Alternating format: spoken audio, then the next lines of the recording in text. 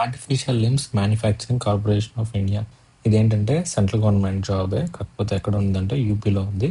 మన యోగి ఆదిత్యనాథ్ గవర్నమెంట్ ఇది. సో ఇక్కడ ఏంటంటే ministry of social justice and empowerment అంట. ఇలాంటి ఒక మినిస్ట్రీ ఉందని చెప్పి మనకి ఎవరికి తెలియదు కదా. సో ఎందుకంటే ఇది కంప్లీట్ మినిస్ట్రీ కాదు, ఇది ఏంటంటే department of empowerment of persons with disabilities అని చెప్పి ఒక డిపార్ట్మెంట్ కింద సబ్ మినిస్ట్రీ లాగా ఉండిద్దంట. సో ఏంటంటే ఇప్పుడు ఏ జాబ్ గురించి అంటే నేను చాలా జాబ్స్ గురించి ఉన్నాయి. మెయిన్లీ ఇక్కడ ఐటీ జాబ్స్ ఉన్నాయి, దాని తర్వాత ప్రొడక్షన్ అండ్ డిజైన్ జాబ్స్ ఉన్నాయి, దాని తర్వాత ప్రొడక్షన్ అండ్ మెయింటెనెన్స్ డిపార్ట్మెంట్స్ ఉన్నాయి, quality control, marketing departments. So ఇట్లా చాలా ఉన్నాయి, material management departments. So total వచ్చేసరికి 162 జాబ్స్ అప్లికేషన్స్ అనేవి ఉన్నాయి. ఒక్కొక్కటి గురించి డిస్కస్ చేద్దాము. తర్వాత ఇక్కడ ఆల్మోస్ట్ అన్నిటికీ ఎక్స్పీరియన్స్ ఉన్నాయి. ఎక్స్పీరియన్స్ లేనిదైతే ఐటీ వాళ్ళ, ఆర్టిఫిషియల్ ఇంటెలిజెన్స్ వాళ్ళకి, దాని తర్వాత ప్రాస్థెటిక్ అండ్ ఆర్థోటిక్ వాళ్ళకి, దాని తర్వాత ప్రాస్థెటిక్ ఆర్థోటిక్ టెక్నీషియన్ వాళ్ళకి, ఇంకా ఆడియాలజిస్ట్, స్పెషల్ ఎడ్యుకేటరు. సో వీళ్ళకి మాత్రం ఎక్స్పీరియన్స్ అనేది అవసరం లేదు. సో మిగతా వాళ్ళందరికీ కూడా ఆల్మోస్ట్ ఎక్స్పీరియన్స్ అయితే కావాలి అని చెప్పారు. తర్వాత ప్లేస్ ఆఫ్ పోస్టింగ్ ఇచ్చారు, ఎక్స్పీరియన్స్ ఇచ్చారు, కేటగిరీలు ఎన్ని ఉన్నాయి, పోస్టులు ఎన్ని ఉన్నాయి, టెన్యూర్ ఏంటి, అప్పర్ ఏజ్ ఏంటి అన్నీ ఇచ్చారు. సో మీరు వీటిలలో ఏదైనా ఉంటే చూసుకోండి. లైక్ ఐటీ డిపార్ట్మెంట్లో IT consultant, lead AA expert, UI or UX developer, AA accessibility consultant, young professional in AA, IT assistant. ఇదంతా ఐటీ వాళ్ళకి సంబంధించింది. తర్వాత ప్రొడక్షన్ డిజైన్లో assistant manager, junior manager. Project and మెయింటెనెన్స్లో junior manager, civil engineer, safety officer. తర్వాత క్యూసీలో quality control, lab textiles, QC assistant mechanical వాళ్ళు. మార్కెటింగ్లో జూనియర్ మేనేజర్, పిఎన్బో క్లినికల్ అంట. తర్వాత prosthetic and orthotic technician, audiologist, optometrist, special educator in intellectual disability. తర్వాత special educator in ఇది ఇంటలెక్చువల్, ఇది విజువల్. తర్వాత వేర్ హౌస్ అసిస్టెంట్, దాని తర్వాత స్టోర్ అసిస్టెంట్. ఇవి ఏంటంటే మెటీరియల్ మేనేజ్మెంట్ డిపార్ట్మెంట్లో వీళ్ళు. తర్వాత రిక్రూట్మెంట్ అసిస్టెంట్ అంట. సో టోటల్గా ఇట్లా 162 జాబ్స్ అయితే ఉన్నాయి. ఒక్కొక్క జాబ్కి సంబంధించిన ఎడ్యుకేషనల్ క్వాలిఫికేషన్స్ ఉన్నాయి, వాళ్ళకి సంబంధించిన వర్క్ సమ్మరీ ఏంటి, అంటే వాళ్ళకి ఏమేమి జాబ్ ఉండాలి, ఎక్స్పీరియన్స్ ఎంత ఉండాలి, ఏజ్ లిమిట్ ఎంత ఉండాలి, శాలరీ ఎంత ఉండాలి, అన్నీ కూడా డీటెయిల్డ్గా ఇచ్చాడు. తర్వాత ఇది bachelors degree in computer science for IT. తర్వాత ఇంకా అవి కూడా ఇచ్చారు. తర్వాత ఇక్కడ సాలరీ చూసుకుంటే కాంట్రాక్ట్ జాబ్ కాబట్టి మీకు అలవెన్సెస్ అన్నీ ఏమి ఉండవు. సో మంత్లీ కన్సాలిడేటెడ్ పే అంటే ఫిక్స్డ్ పే ఇచ్చేస్తారు, 1,05,000 అంట. దాని తర్వాత లీడ్ ఏ ఎక్స్పెక్ట్ వచ్చేసరికి సేమ్ 1,00,000. వీళ్ళకైతే ఆల్మోస్ట్ 1.8 ఇస్తున్నారు, సో మంచి అమౌంట్. తర్వాత యూఎక్స్ డెవలపర్కి 1,05,000.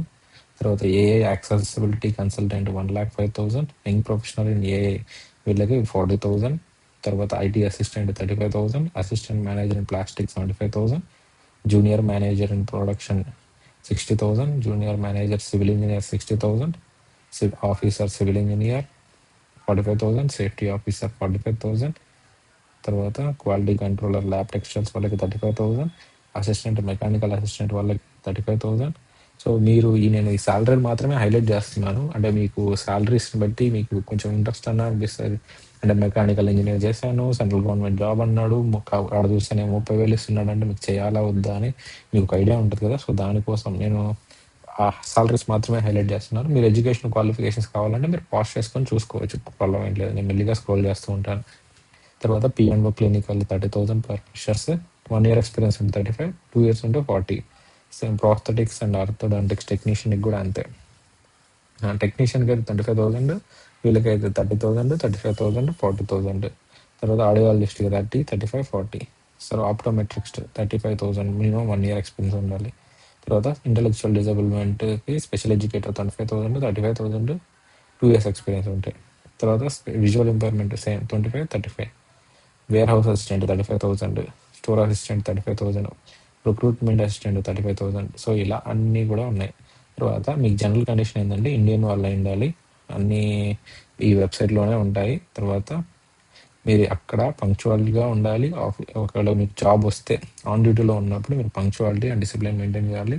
అన్ని వర్కింగ్ డేస్లలో మీరు ఆఫీస్కి రావాలి, ఏదైనా హాలిడేస్లో అవసరమైతే హాలిడేస్లో అప్పుడు కూడా రావాలి. తర్వాత మీకు షార్ట్ లిస్ట్ అవుతారంట మీ అప్లికేషన్ బట్టి. ఇంకొకటి హైలైట్ ఏంటంటే ఇక్కడ ఈ జాబ్లో మీకు అప్లికేషన్ ఫీజ్ అనేది ఏం లేదు.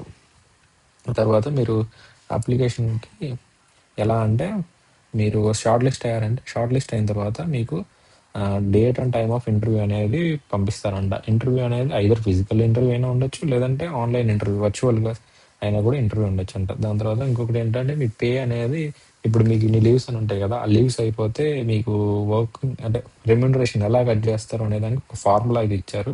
అంటే ఎట్లా పడితే అట్లా కట్ చేయడానికి ఏముండదు, ఇదంతా రూల్స్ అండ్ రెగ్యులేషన్స్ అని చెప్పి చెప్తున్నారు వాళ్ళు. తర్వాత మీకు కంప్యూటర్ గురించి తెలిసి ఉండాలి, ఆల్మోస్ట్ అందరికీ తెలిసే ఉంటుంది ఇప్పుడు. తర్వాత మీరు గవర్నమెంట్లో అంటే అలవెన్సెస్ అన్నీ వస్తాయి అనుకుంటే తప్పు, ఎందుకంటే అది కాంట్రాక్ట్ జాబ్ కాబట్టి అలవెన్సెస్ అంటూ ఏం రావు. దాని తర్వాత మీకు 12 days లీవ్లు ఉంటాయి.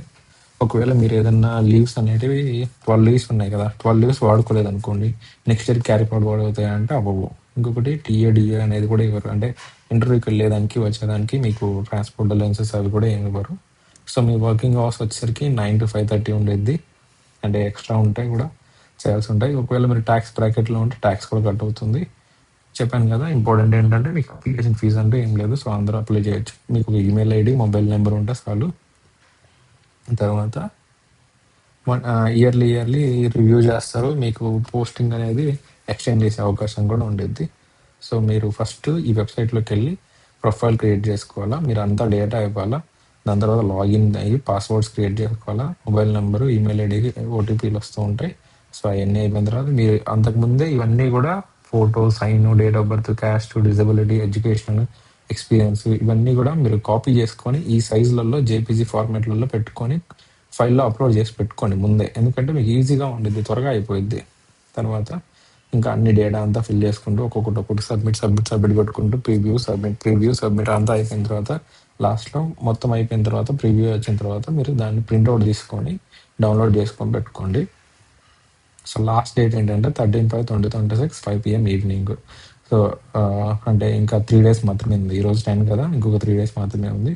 So that's it guys. మీరు ఇంకా డాక్యుమెంట్స్ ఇవన్నీ కూడా అప్లోడ్ చేయాల్సినవి. సో అది గైస్, ఎవరికైనా ఎవరికి జాబ్ అని కూడా నేను చెప్పలేను, ఎందుకంటే ఆల్మోస్ట్ అన్ని చాలా టైప్స్ ఆఫ్ జాబ్స్ ఉన్నాయి. Maybe for non medical background అని చెప్పి చెప్పొచ్చేమో. సో నేనైతే తమ్ముడైల్ని ఎలా క్రియేట్ చేయాలో కన్ఫ్యూజన్లో ఉన్నాను.